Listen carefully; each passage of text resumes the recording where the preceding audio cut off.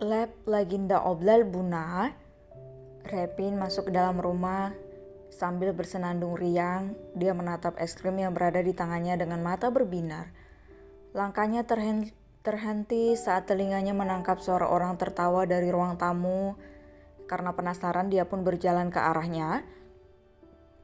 Iya, dia terus meminta ke sini untuk menemui Emily, seru Tania. Posisinya duduk di sofa sebelah dengan Emily yang tengah memangku Reynan. Bocah seumuran Repin itu tengah menikmati cemilan yang disuapi oleh Emily. Apalagi Emily dengan lembut menyuapinya dengan cemilan yang ada. Netra Repin menyipit saat melihat Agler yang sibuk berbincang dengan Gilbert mengenai bisnis. Dengan langkah kecilnya dia mendekati Agler. Kok udah nyampe? Tadi kan lab dulu yang pulang. Om Pebinol kan masih di sana. Kok udah sampai? Bingung Repin. Perbincangan kedua pria itu terhenti dan menatap sosok bocah gembul yang menatap salah satu dari keduanya dengan kening mengerut. Siapa yang ajarin Repin manggil Om Agler seperti itu? Tanya Gilbert dengan lembut. Repin menunjuk Danjal yang tengah asik memakan keripik kentang kesayangannya. Merasa disalahkan, Danjal pun membela diri.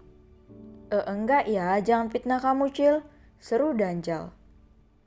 Kemarin kan Om yang bilang kalau ada yang lebut Buna Lab, namanya Pebinol, terus jalannya lab di mana? Danjal tersedak, dia segera mengambil minum dan menenggaknya dengan rakus. Gilbert menggelengkan kepalanya, putranya mudah menangkap hal-hal baru, jadi mereka harus berhati-hati saat akan berbicara pada bocah itu. Memangnya Rep lihat Om di mana?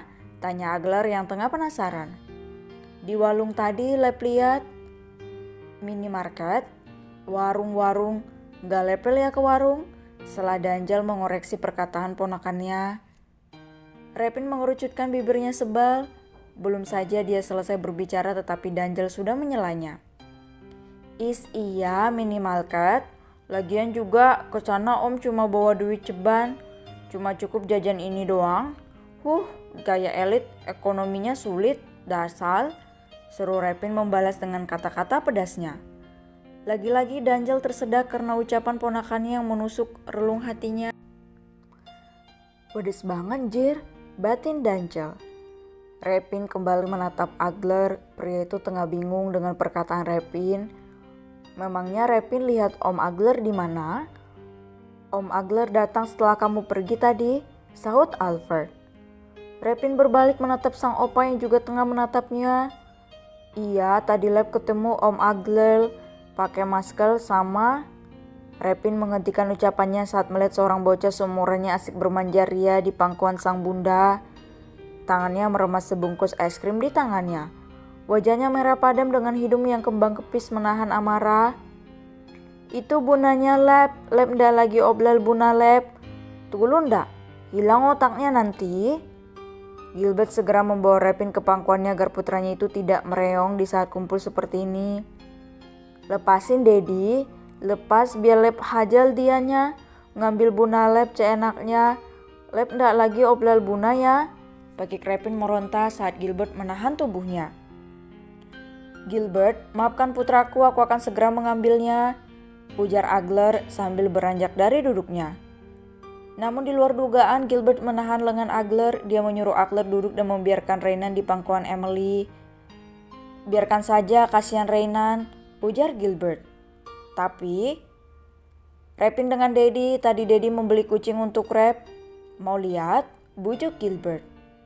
Seketika Repin berhenti bertingkah, dia menatap Gilbert dengan tatapan yang masih kesal. Kucingnya mahal ndak?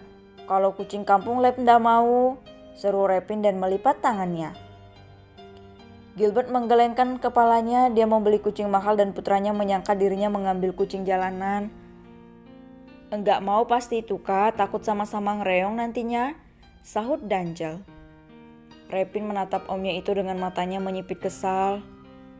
Cilik aja sih, sewot Repin. Aku bawa dia ke belakang dulu, pamit Gilbert pada semuanya. Agler merasa tak enak tetapi melihat bagaimana putranya nyaman dengan Emily membuatnya tak tega untuk mengambil Renan dari sana.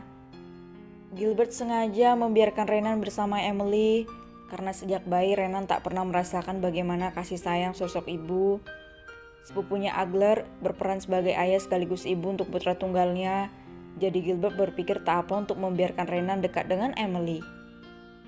"Mana kucingnya?" tanya Repin menatap ruang yang kosong. "Ini kamar kucing Repin, mungkin dia ngumpet. Coba cari," jawab Gilbert dan menurunkan putranya untuk mencari kucing tersebut.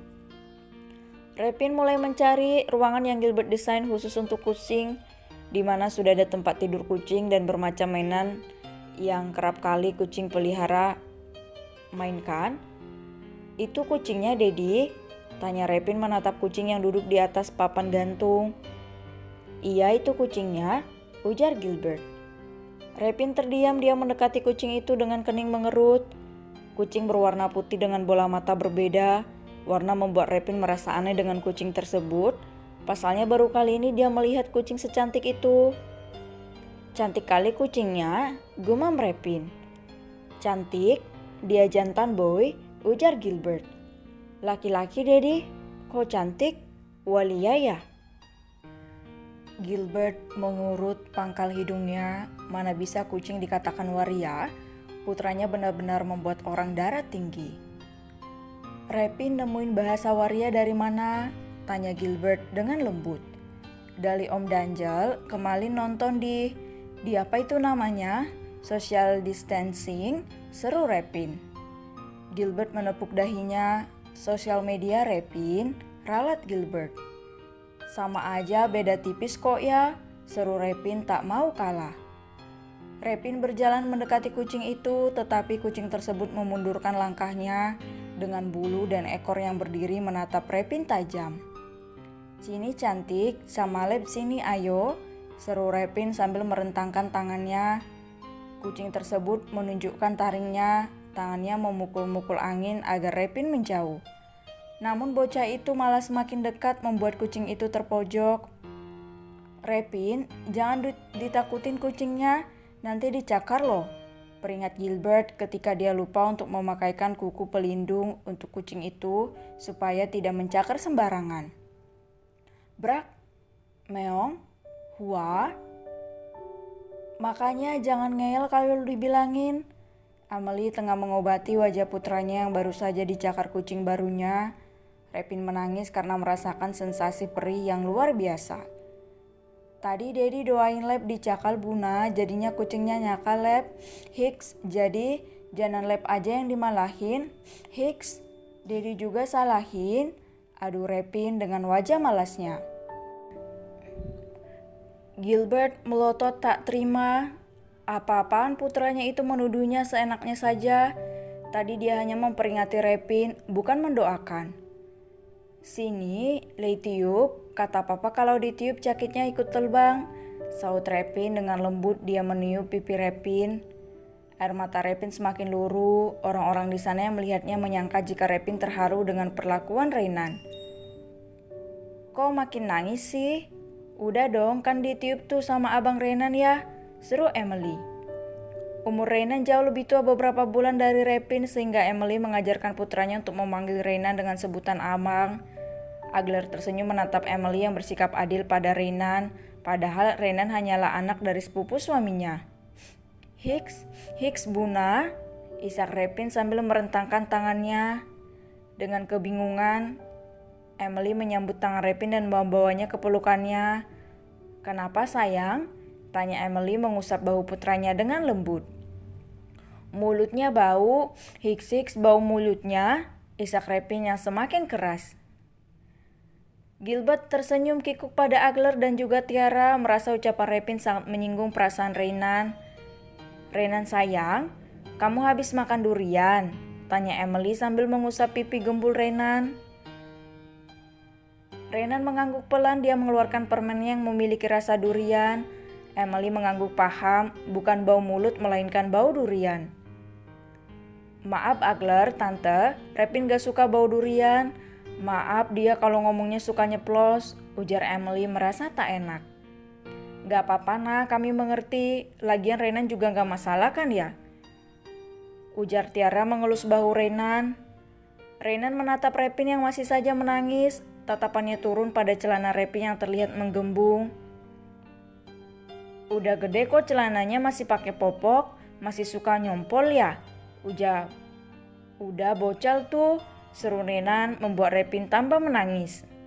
Renan, peringat Agler. Le kan ngomong jujur papa, tulus salahnya Le di mana? Ujar Renan dengan senyum polosnya.